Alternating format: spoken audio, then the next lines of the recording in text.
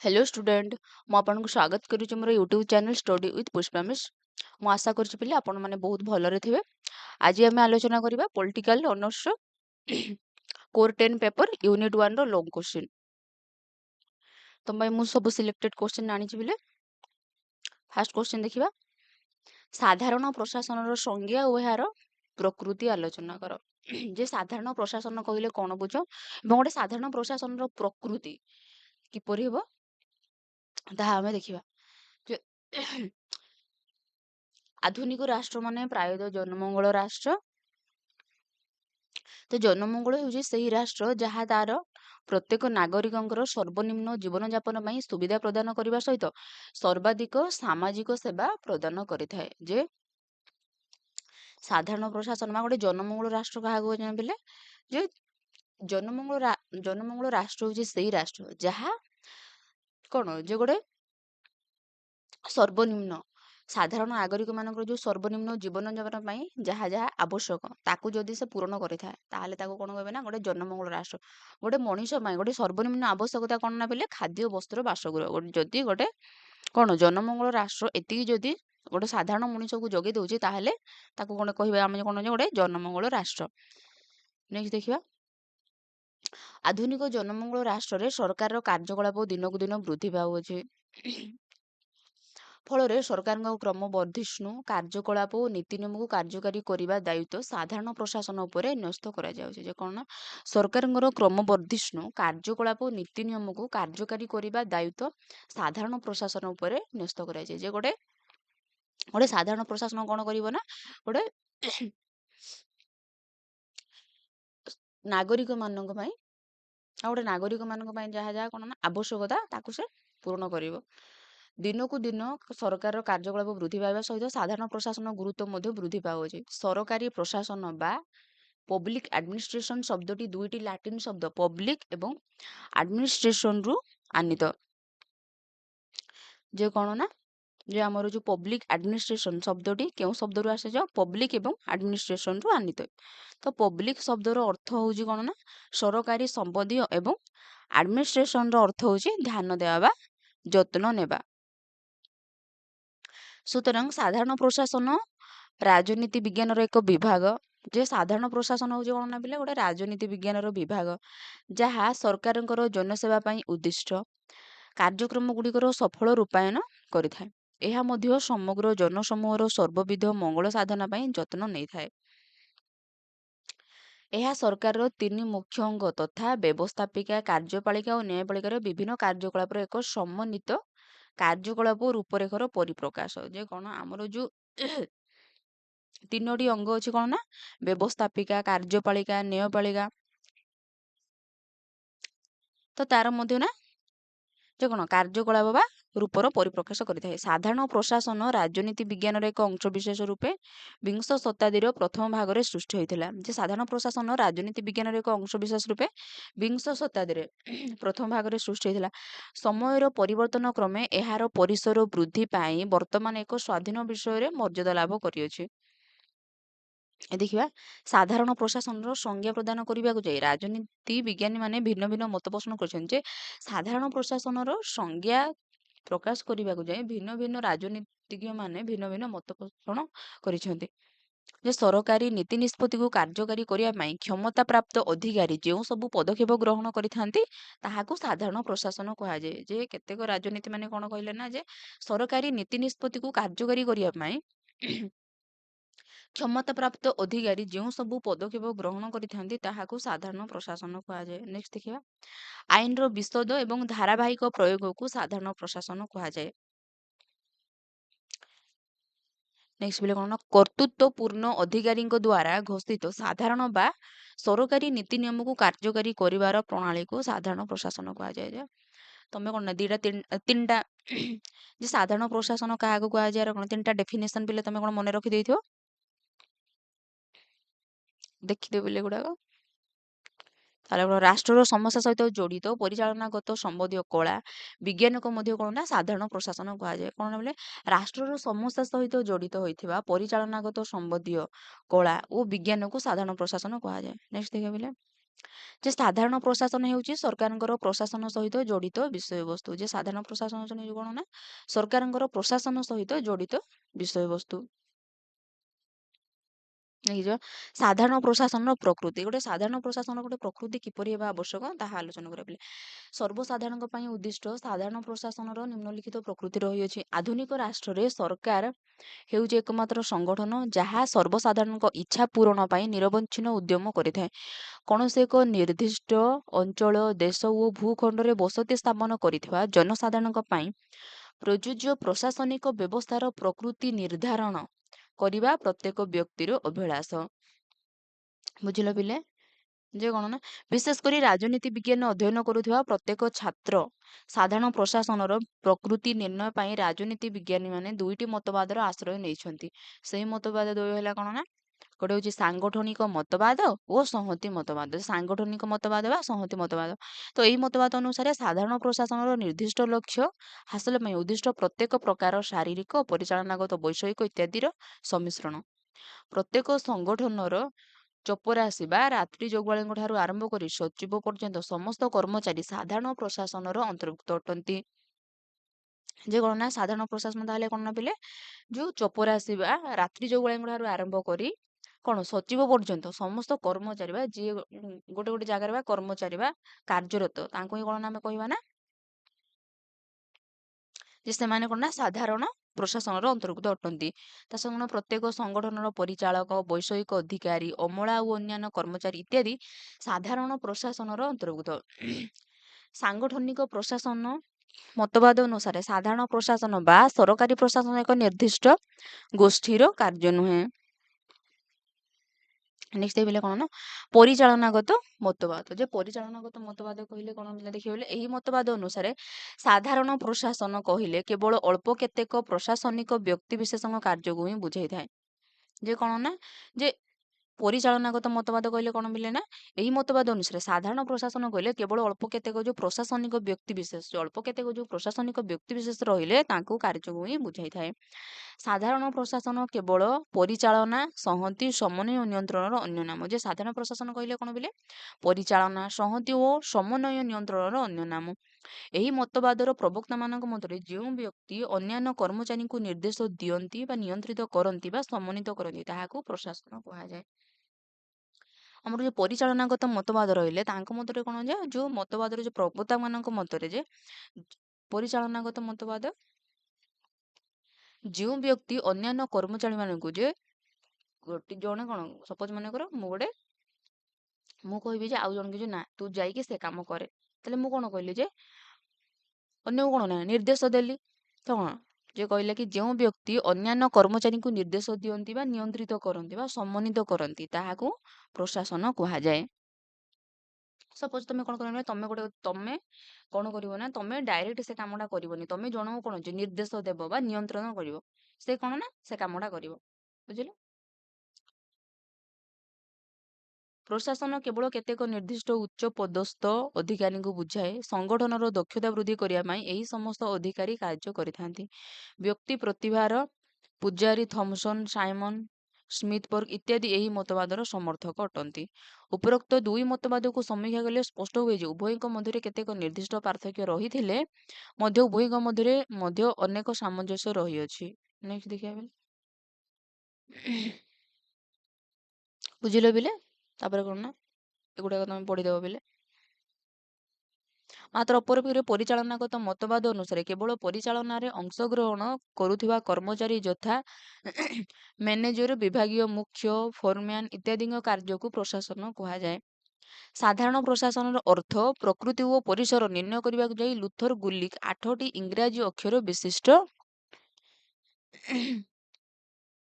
ପୋଷ୍ଟକୋଡର ବ୍ୟବହାର କରିଥିଲେ ଯାହାର ବିଶେଷଣ ହେଲା ପି ରେ ହେଉଛି କ'ଣ ପ୍ଲାନିଂ ଓ ରେ ହେଉଛି କ'ଣ ନା ଅର୍ଗାନାଇଜେସନ ଏସ ରେ ହେଉଛି କ'ଣ ଯେ ସଂଗଠନ ବା ଷ୍ଟାଫିଂ କର୍ମଚାରୀ ଷ୍ଟାଫିଂ ହେଉଛି ବୋଲି କ'ଣ ନା କର୍ମଚାରୀ ଡି ରେ ହେଉଛି କ'ଣ ଡାଇରେକ୍ଟିଂ ବା ନିର୍ଦ୍ଦେଶନା କୋ ରେ ହେଉଛି କୋର୍ଡିନେସନ ସମନ୍ୱୟ ବା ଆର ରେ ହେଉଛି ତାପରେ କ'ଣ ହେଉଛି ରିପୋର୍ଟିଂ ବା ବଜେଟିଂ ଆଉ ବି ଅଟକଳ। ଯେ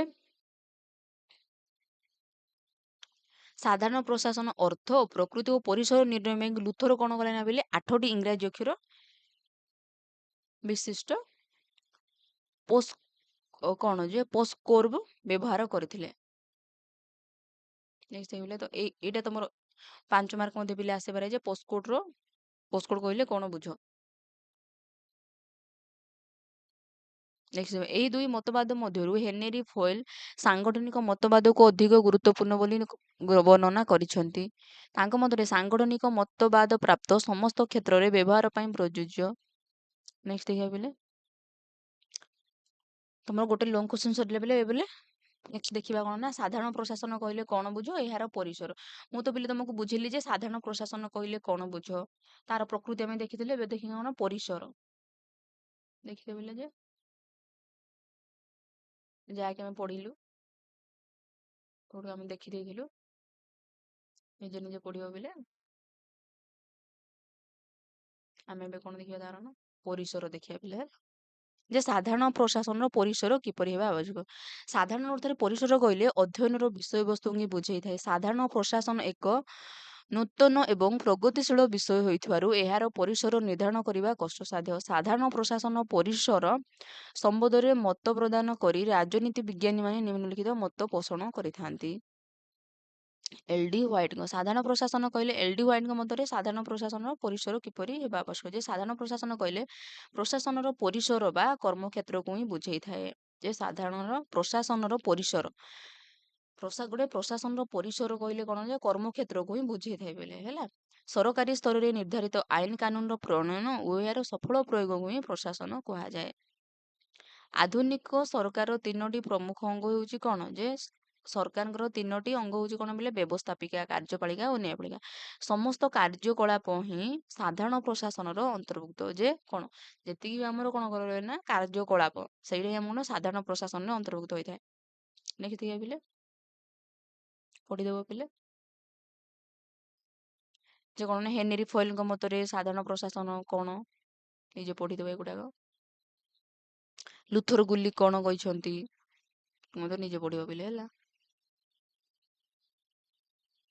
ଯେ ପ୍ଲାନିଂ କ'ଣ ଯେ ଲୁଥର ଗୁଲି କ'ଣ କଲେ ଯେ ସାଧାରଣ ପ୍ରଶାସନ ବ୍ୟବସ୍ଥାପିକା ନ୍ୟାୟପାଳିକା ସହିତ ସମ୍ପର୍କ ରହିଲେ ହେଁ ଲୁଥର ଗୁଲି ଏହାର ପରିସରକୁ କେବଳ ପ୍ରଶାସନିକ ବା କାର୍ଯ୍ୟପାଳିକା ସ୍ତରରେ ସୀମିତ ରଖିଛନ୍ତି। ତାଙ୍କ ମତରେ ଯେଉଁଠାରେ ସରକାରଙ୍କର ବାସ୍ତବ କାର୍ଯ୍ୟ ସମ୍ପାଦନ ହୋଇଥାଏ ତାହାକୁ ହିଁ ସାଧାରଣ ପ୍ରଶାସନ କୁହାଯାଏ। ଯେ ଲୁଥର ଗୁଲି କ'ଣ କହିଲେ ଯେ ଯେଉଁଠାରେ ସରକାରଙ୍କର ବାସ୍ତବ କାର୍ଯ୍ୟ ସମ୍ପାଦନ ହୋଇଥାଏ ତାହାକୁ ହିଁ କ'ଣ କହିଲେ ସାଧାରଣ ପ୍ରଶାସନ କହିଲେ। ଯେତେବେଳେ ଆମେ କ'ଣ ଯେ ସରକାର ଗୋଟେ କ'ଣ କରିବେ ନା ବାସ୍ତବରେ ଗୋଟେ କାର୍ଯ୍ୟକୁ ସଫଳରେ ପରିଣତ କରିବେ। ସେ କ'ଣ କହିଲେ ନା ସାଧାରଣ ପ୍ରଶାସନର ପରିସର ସମ୍ବନ୍ଧରେ ଆଲୋଚନା କରି ଲୁଥର ଗୁଲିକ 8ଟି ଇଂରାଜୀ ଅକ୍ଷରର ବ୍ୟବହାର କରି ଏକ ଶବ୍ଦ କ'ଣ ପୋଷ୍ଟକୋର୍ବ ସୃଷ୍ଟି କରିଛନ୍ତି। ଅତି ସୁନ୍ଦର ଭାବରେ ଲୁଥର ଗୁଲିକ ଏହି ଅକ୍ଷର ଗୁଡ଼ିକ ମୂଳ ଅକ୍ଷର ରୂପ ନେଇ ସାଧାରଣ ପ୍ରଶାସନର ପରିସର ଗୋଟେ ସାଧାରଣ ପ୍ରଶାସନର ପରିସର କିପରି ହେବା ଆବଶ୍ୟକ ତାକୁ ବୁଝେଇବା ପାଇଁ କ'ଣ କଲା ଲୁଥର ଗୁଲି କ'ଣ ବ୍ୟବହାର କଲେ ପୋଷ୍ଟକୋର୍ବ ର ସୃଷ୍ଟି କଲେ।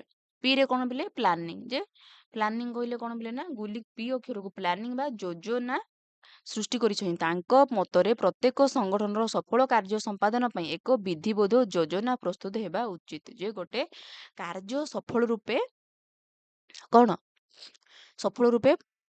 କ'ଣ ପରିଣତ ହେବା ପାଇଁ ଗୋଟେ ସଫଳ ରୂପେ କାର୍ଯ୍ୟରେ ପରିଣତ ହେବା ପାଇଁ ହେଲେ କ'ଣ ପିଲା ଆମକୁ ନା ପ୍ରଥମେ ଯୋଜନା କରିବାକୁ ପଡିବ। ଯେ ତମେ ଯାହା ମଧ୍ୟ କରୁଛ ସପୋଜ ମନେକର ତମେ କ'ଣ କରିବ ନା ଯେ ତମେ ପ୍ରଥମେ ଗୋଟେ ଘର ବନେଇବ। ଘର ବନେଇବା ପାଇଁ ହେଲେ କ'ଣ ଯେ ଗୋଟେ ଗୁଡ଼ି କେତେ ଦରକାର, ପଥର କେତେ ଦରକାର ହେଇଥିବ, ତା ସହିତ ବାଲି କେତେ ଦରକାର, ସବୁ କ'ଣ ଯୋଜନା ପ୍ରସ୍ତୁତ କରିବାକୁ ପଡିବ।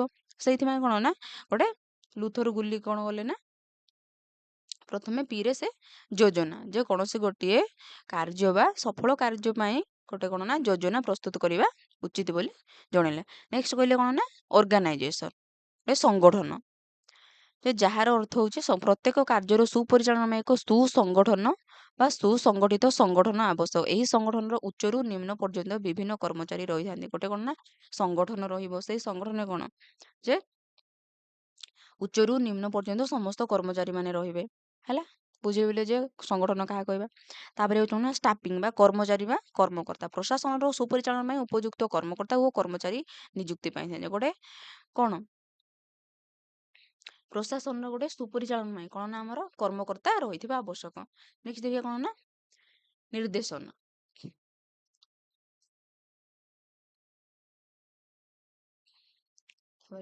ସମନ୍ୱୟ। ତ ସମନ୍ୱୟ ମଧ୍ୟ ସାଧାରଣ ପ୍ରଶାସନର କାର୍ଯ୍ୟ ପରିସରକୁ ଅଧିକ ମାର୍ଜିତ ଓ ଶୃଙ୍ଖଳିତ କରିଥାଏ। ଏହା ଦ୍ୱାରା ପ୍ରଶାସନର ସରସ ସୁନ୍ଦର ହେବା ସଙ୍ଗେ ସଙ୍ଗେ ଜନମଙ୍ଗଳ କାର୍ଯ୍ୟ ହୋଇଥାଏ।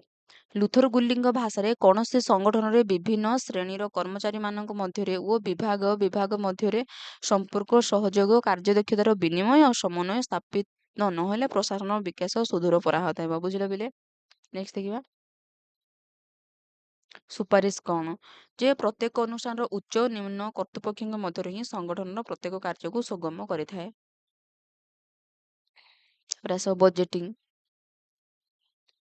ଆୟ ବ୍ୟୟ ଅଟକଳ। ପ୍ରତ୍ୟେକ ଅନୁଷ୍ଠାନର ସଫଳ କାର୍ଯ୍ୟ ପାଇଁ ବା ବଜେଟ୍ ବା ଆୟ ବ୍ୟୟର ଅଟକଳ ହେବା ବିଧେୟ। ଯେ ଗୋଟେ କାର୍ଯ୍ୟ କରିବା ଯେ କାର୍ଯ୍ୟଟା ଗୋଟେ ସଫଳ ହେବା ପାଇଁ କ'ଣ ନା ଗୋଟେ କ'ଣ ବଜେଟିଂ ସୃଷ୍ଟି କରିବା ଆବଶ୍ୟକ। ତ ସାଧାରଣ ପ୍ରଶାସନ ଆର୍ଥିକ ପ୍ରଶାସନ ସମ୍ବନ୍ଧରେ ଆଲୋଚନା କରିଥାଏ। ଲୁଥର ଗୁଲିଙ୍କ ମତରେ ପ୍ରତ୍ୟେକ ସଂଗଠନ ପାଇଁ କ'ଣ ପୋଷ୍ଟ କୋଡ୍ର କାର୍ଯ୍ୟକଳାପ ଉଦ୍ଦିଷ୍ଟ, କିନ୍ତୁ କେତେକ ସମାଲୋଚକଙ୍କ ମତରେ ପୋଷ୍ଟ କୋଡ୍ ମନ୍ତବ୍ୟ ସାଧାରଣ ପ୍ରଶାସନ ପାଇଁ ସର୍ବସମ୍ମତ ନୁହେଁ। ତ କେତେକ ରାଜନୀତିଜ୍ଞ ମାନେ ଗ୍ରହଣ କରିଛନ୍ତି ଆଉ କେତେକ ରାଜନୀତି ଗ୍ରହଣ କରିନାହାନ୍ତି। ଯେ କାହାକୁ ପୋଷ୍ଟ କୋଡ୍କୁ ଦେଖିବା ପିଲେ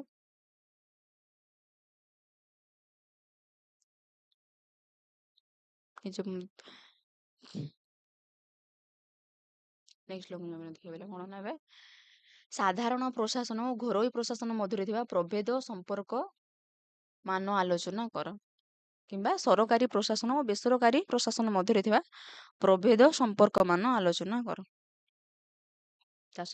ସାଧାରଣ ପ୍ରଶାସନ କହିଲେ କ'ଣ ବୁଝ? ଏହା ଘରୋଇ ପ୍ରଶାସନ କିପରି ପୃଥକ। ତ ତମର କ'ଣ ନେବିଲେ ତିନିଟା ଦେଇଛି। ତମେ ଗୋଟେ ପଢ଼ିବ ବୋଲେ କୋଶ୍ଚିନ୍ ଯଦି ଏପଟେ ସେପଟେ ପଢ଼ିବ ତାହେଲେ ମଧ୍ୟ ତମେ କ'ଣ ନା ଗୋଟେ ଲଙ୍ଗ କୋଶ୍ଚିନ୍ ପ୍ରିପେୟାର ଯଦି ହେଇଥିବ ଆରାମସେ ତମେ ଲେଖିପାରିବ। ମୁଁ ତ ତମକୁ ବୁଝେଇଲି ଯେ ପ୍ରଥମରୁ ବି ବୁଝେଇଛି ସାଧାରଣ ପ୍ରଶାସନ କହିଲେ କ'ଣ ବୁଝ। ଏହା ଘରୋଇ ପ୍ରଶାସନ କିପରି ପୃଥକ। ଯେ ସାଧାରଣ ପ୍ରଶାସନ ଏବଂ ଘରୋଇ ପ୍ରଶାସନ ମଧ୍ୟରେ ଯେଉଁ ଆମର ଯେଉଁ ପାର୍ଥକ୍ୟ କିପରି ରହିଲା ତାହା ହିଁ ଆମେ ଏଠାରେ ଦେଖିବା ବେଲେ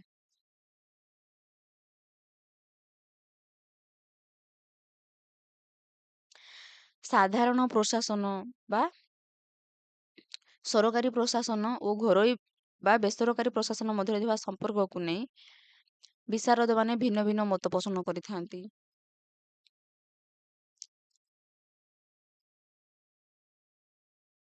ତମେ କୋଶ୍ଚିନ୍ଟା ବୁଝିଲ ନା ନାଇଁ ପିଲେ?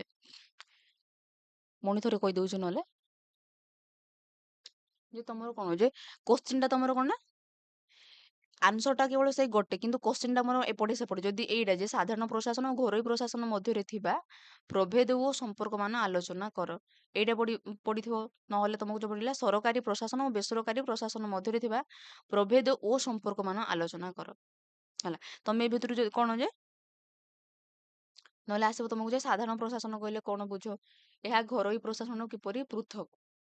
ଏଠି କ'ଣ ନା ପିଲେ ଯେ କୋଶ୍ଚିନ୍ଟା କେବଳ ଏପଟେ ସେପଟେ କରିକି ଦେଇଛି ପିଲେ ହେଲା, ଆଉ କିଛି ନାହିଁ। ତମେ ଗୋଟେ ହିଁ ପଢ଼ିକି ଯିବ।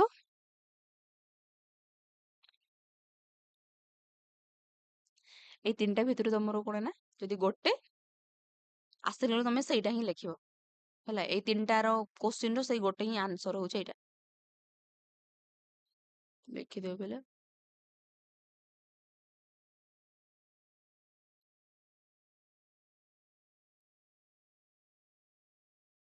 ଯେ ସାଧାରଣ ପ୍ରଶାସନ ଓ ଘରୋଇ ପ୍ରଶାସନ ମଧ୍ୟରେ ଯେଉଁ ସାମଞ୍ଜସ୍ୟ ଦେଖିବା ବେଲେ ସରକାରୀ ପ୍ରଶାସନ ଓ ବେସରକାରୀ ପ୍ରଶାସନ ମଧ୍ୟରେ ଏକ ପ୍ରକାର କୌଶଳ ପରିଲକ୍ଷିତ ହୋଇଥାଏ। ହିସାବ ପତ୍ର ରଖିବା, ହିସାବ ନିରୀକ୍ଷଣ କରିବା, ପ୍ରଶାସନିକ କାର୍ଯ୍ୟ ତତ୍ତ୍ୱାବଧାନ କରିବା ଇତ୍ୟାଦି ଉଭୟ ପ୍ରଶାସନ ପାଇଁ ସମାନ ଗୁଣର ବା ସମାନ ମାନର। ଉଭୟ ପ୍ରଶାସନରେ ଏହି କାର୍ଯ୍ୟ କର୍ମଚାରୀଙ୍କ ଦ୍ୱାରା ସାଧିତ ହୋଇଥାଏ। ଅତୀତରେ ସମୟ ଥିଲା ଯେତେବେଳେ ଇଂଲଣ୍ଡରେ କୋଇଲା, ବିଦ୍ୟୁତ ଶକ୍ତି, ଯୋଗାଯୋଗ ଓ ଗମନାଗମନ ଶିଳ୍ପ ପରବର୍ତ୍ତୀ ସମୟରେ ଏହି ସଂସ୍ଥାଗୁଡ଼ିକର କର୍ମଚାରୀ ରୂପେ କର୍ମଚାରୀମାନେ ସରକାରୀ ଘୋଷିତ ହୋଇଥିଲେ। ନେକ୍ସଟ ଦେଖିବା ବେସରକାରୀ ପ୍ରଶାସନ ବା ଘରୋଇ ପ୍ରଶାସନ ଅନେକ ସ୍ଥଳରେ କୌଶଳ, ଦକ୍ଷତା, କର୍ମକୁଶଳତା ଦୃଷ୍ଟିରୁ ସରକାରୀ ପ୍ରଶାସନର ସମକକ୍ଷ ହୋଇପାରିଛି। ଅନେକ କ୍ଷେତ୍ରରେ ସରକାରୀ ପ୍ରଶାସନର କାର୍ଯ୍ୟ ପରିଚାଳନା ମେଥେ ବ୍ୟୟିତ ଓ କାର୍ଯ୍ୟଦକ୍ଷତା କ୍ଷେତ୍ରରେ ବେସରକାରୀ ପ୍ରଶାସନକୁ ଅନୁସରଣ କରିଥାଏ। ଯେ ସରକାରୀ ବା ବେସରକାରୀ କାର୍ଯ୍ୟ ମଧ୍ୟରେ କ'ଣ କ'ଣ ଆମର ପାର୍ଥକ୍ୟ ରହୁଛି ସେଇଟା ହିଁ ବୋଲି ଆଲୋଚନା କରାଯାଇଛି, ଆଉ କିଛି ବି ନାହିଁ। ବା ସରକାରୀ ବା ବେସରକାରୀ ପ୍ରାଇଭେଟ ଆଉ ଗଭର୍ଣ୍ଣମେଣ୍ଟର ଯୋଉ ଆମର କ'ଣ ଯେ ପାର୍ଥକ୍ୟ ରହିଥାଏ ଦେଖିଦିଅ ପିଲେ, କିଛି କଷ୍ଟ ନାହିଁ ଏଇଟା। ଏବେ କାର୍ଯ୍ୟ ପରିସର, ସାଧାରଣ ପ୍ରଶାସନର କାର୍ଯ୍ୟ ପରିସର ବେସରକାରୀ ପ୍ରଶାସନର ବ୍ୟାପକ। ଯେ କ'ଣ ଯେ ପ୍ରାଇଭେଟ ଆଉ କ'ଣ ଯେ ଗଭର୍ଣ୍ଣମେଣ୍ଟ ମଧ୍ୟରେ ଯୋଉ ଆମର ଯୋଉ କାର୍ଯ୍ୟ ପରିସର ରହିଲା ସେଇଟା ହିଁ ଆମର ଏଠି ଆଲୋଚନା କରାଯାଇଛି।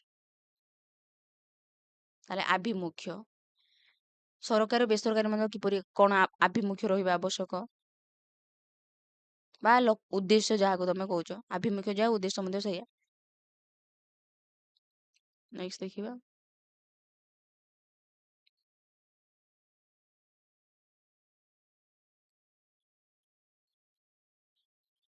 ଅର୍ଥ ପ୍ରଶାସନ, ଏଗୁଡା ତମେ ସବୁ ନିଜେ ପଢିଦବ ବୋଲେ ହେଲା। ରାଜନୈତିକ ପ୍ରଭାବ, ଯେ କ'ଣ ସରକାରୀ ପ୍ରଶାସନର ସର୍ବଦା ପ୍ରଶାସନିକ ମୁଖ୍ୟ ବା କାର୍ଯ୍ୟପାଳିକାର ମୁଖ୍ୟଙ୍କ ନିର୍ଦ୍ଦେଶ ମାନି କାର୍ଯ୍ୟ କରିବାକୁ ବାଧ୍ୟ ହୋଇଥାନ୍ତି। ଯେ କ'ଣ ନା ସରକାରୀ ପ୍ରଶାସନର ସର୍ବଦା ଯେ ଗୋଟେ ଗଭର୍ଣ୍ଣମେଣ୍ଟ କ'ଣ କରିଥାଏ ବୋଲେ ନା ପ୍ରଶାସନିକର ମୁଖ୍ୟ, ଯିଏ ପ୍ରଶାସନର ମୁଖ୍ୟ ବା କାର୍ଯ୍ୟପାଳିକାର ମୁଖ୍ୟ ବା ଯିଏ ନିର୍ଦ୍ଦେଶ କରନ୍ତି ତାଙ୍କୁ ମାନିକି ହିଁ ସେ କ'ଣ ନା କାର୍ଯ୍ୟ କରିଥାନ୍ତି। ଅପରପକ୍ଷେ ବେସରକାରୀ ପ୍ରଶାସନ ରାଜନୈତିକ ନିୟନ୍ତ୍ରଣରୁ ମୁକ୍ତ। ଯେ ଅପରପକ୍ଷେ କ'ଣ ନା ଯୋଉ ପ୍ରାଇଭେଟ କ'ଣ ନା ସେ ରାଜନୈତିକ ବା ବେସରକାରୀ ପ୍ରଶାସନ ହଉଛି କ'ଣ ନା ରାଜନୈତିକ ନିୟନ୍ତ୍ରଣରୁ ସେ ମୁକ୍ତ। ସରକାରୀ ସେ କ'ଣ ନା ଗୋଟେ ରାଜନୈତିକରେ ସେ କ'ଣ ନ୍ୟସ୍ତ ହୋଇଥାନ୍ତି, କିନ୍ତୁ ବେସରକାରୀ ରାଜନୈତିକ ନିୟନ୍ତ୍ରଣରୁ ମୁକ୍ତ ରହିଥାନ୍ତି। ନେକ୍ସଟ ବ୍ୟବସାୟିକ ସାଧାରଣ ବ୍ୟବହାର, ଯେ ପଢିଦେବ ବୋଲେ। ତାପରେ ମନସ୍ତାତ୍ତ୍ୱିକ ପାର୍ଥକ୍ୟ, ମନସ୍ତାତ୍ତ୍ୱିକ ଦୃଷ୍ଟିକୋଣରୁ ମଧ୍ୟ ସରକାରୀ ପ୍ରଶାସନ ଓ ବେସରକାରୀ ପ୍ରଶାସନ ମଧ୍ୟରେ ଭିନ୍ନତା ପରିଲକ୍ଷିତ ହୋଇଥାଏ। ଆଉ ନିଜେ ଦେଖିଦେବ ବୋଲେ। ତାପରେ ରାଜନୈତିକ ପଦ୍ଧତି, ତାପରେ ଆସିବ ବ୍ୟବହାରିକ ପଦ୍ଧତି,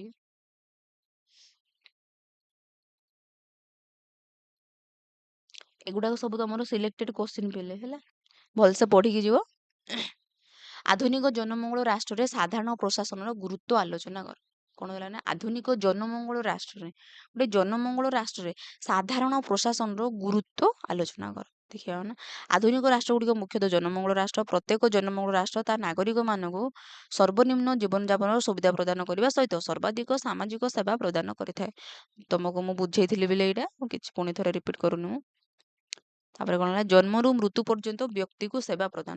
ଆଧୁନିକ ରାଷ୍ଟ୍ର ମାନଙ୍କରେ ସାଧାରଣ ପ୍ରଶାସନର ମନୁଷ୍ୟର ଜନ୍ମ ପୂର୍ବରୁ ଓ ଜନ୍ମ ପରେ ମଧ୍ୟ ଦାୟିତ୍ୱ ନେଇଥାଏ। ଏକ ସୁସ୍ଥ ଶିଶୁ ଜନ୍ମ ହେବା ପାଇଁ ସାଧାରଣ ପ୍ରଶାସନ ଗର୍ଭବତୀ ମାର ଯତ୍ନ ନେବା ସହିତ ଜନ୍ମ ହେବା ମଧ୍ୟରେ ଶିଶୁର ନାମ ପଞ୍ଜୀକରଣ କରିଥାଏ। ଯେ କ'ଣ ନା ଗୋଟେ ଶିଶୁ ଜନ୍ମ ହେବା ପୂର୍ବରୁ ବା ଜନ୍ମ ହେବା ପରେ ଆମର କ'ଣ ଗୋଟେ ଜନମଙ୍ଗଳ ରାଷ୍ଟ୍ର ଯୋଉ ଯୋଉ ଆମର ସୁବିଧା ସୁଯୋଗ ଦେଲେ ତାକୁ ହିଁ ଆଲୋଚନା କରାଯାଏ। କ'ଣ ଗୋଟେ ଗର୍ଭବତୀ ମହିଳା ମାନଙ୍କ ପାଇଁ ସେ କ'ଣ ନା ଖାଇବା ପିଇବା ସବୁ ଯୋଗେଇ ଦଉଛି କି ନାହିଁ। ଯେ ତମକୁ ଦେଖିଥିବ ଯେ ଗାଁରେ କ'ଣ ଛତୁଆ ଗୁଡାକ ମିଳେ ହେଲା, ସେଇଟା ହିଁ ଏଠି ଆଲୋଚନା କରାଯାଇଛି। ନେକ୍ସଟ ଦେଖିବା ସାମାଜିକ ଉନ୍ନତି ପାଇଁ ନୀତି ନିୟମ। ଆଧୁନିକ ରାଷ୍ଟ୍ରମାନଙ୍କରେ ସାମାଜିକ ସ୍ଥିରତା, ନିରାପତ୍ତା, ସୁସ୍ଥ ବାତାବରଣ ସୃଷ୍ଟି ଓ ଅନ୍ୟାନ୍ୟ ସାମାଜିକ ଅଗ୍ରଗତି କ୍ଷେତ୍ରରେ ସାଧାରଣ ପ୍ରଶାସନ ଗୁରୁତ୍ୱପୂର୍ଣ୍ଣ ଭୂମିକା ଗ୍ରହଣ କରିଥାଏ।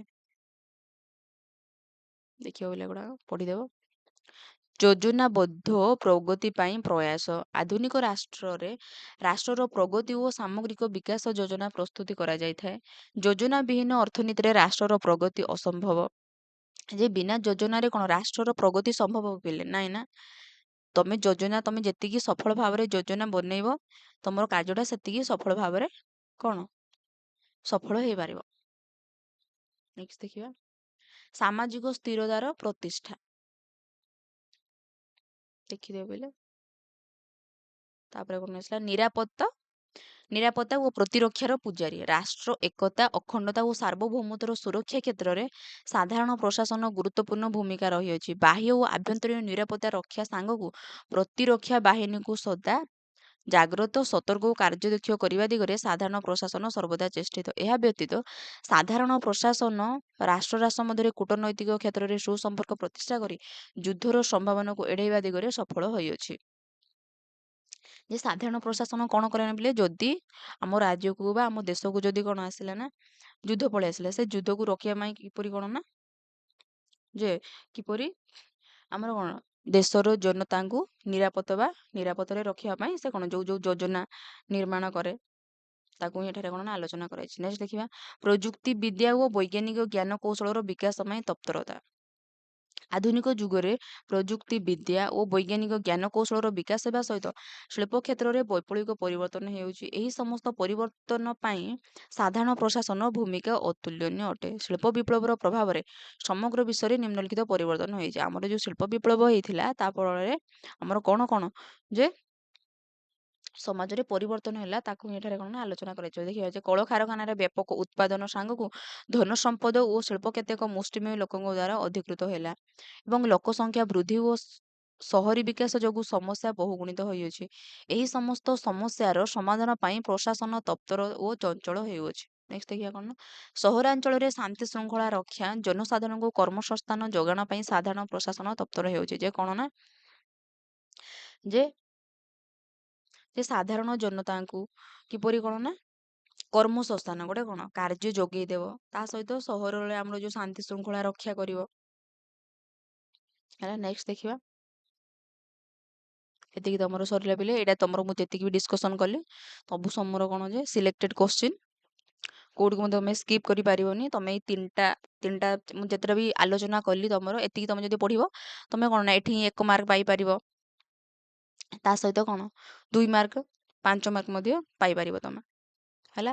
ତମେ ଯଦି ୟାର ଯଦି PDF ଚାହୁଁଛ ପିଲେ ମୋତେ କମେଣ୍ଟରେ ଜଣେଇବ।